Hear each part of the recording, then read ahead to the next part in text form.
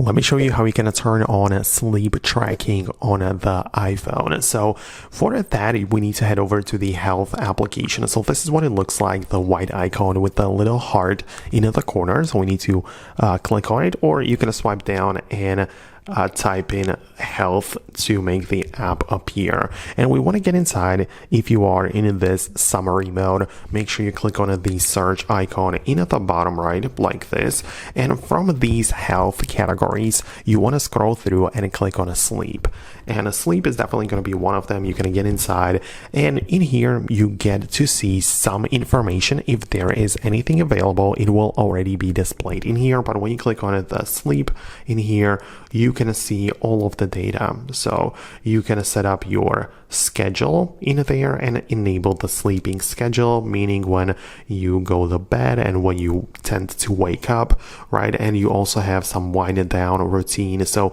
you can set up that your phone is gonna remind you that you're about to go to sleep, and make sure you don't forget your wind down routine to get ready for the sleep. Make sure you set up your sleep goal, right, of 8-7 hours, whatever. And you also have the sleep reminders, so that's something you can definitely set up as well.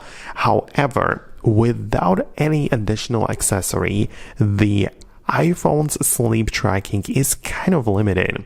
If you are interested in this type of complex data where you get to see exactly how much you slept and in which phases you were, and you can go back in time and compare the different dates and so on, well, this can only be achieved with the Apple Watch, right? And if you have an Apple Watch which you wear on your wrist during the whole night, then with the sleep tracking enabled, as I showed you, in the morning you're gonna wake up to this type of data. But without the watch or other sleep tracker which you wear on your wrist, it is simply not going to be possible, because the Apple Watch is equipped with all of these sensors, unlike the iPhone, which has no way of knowing all of that data. So that's what you can set up. As you can see, without the watch, it only shows me some time asleep, without clicking or unlocking the phone, so it assumes that I'm asleep, but it's not accurate data. So that's what I wanted to explain. Let me know what you think below. Subscribe, and I'll see you later.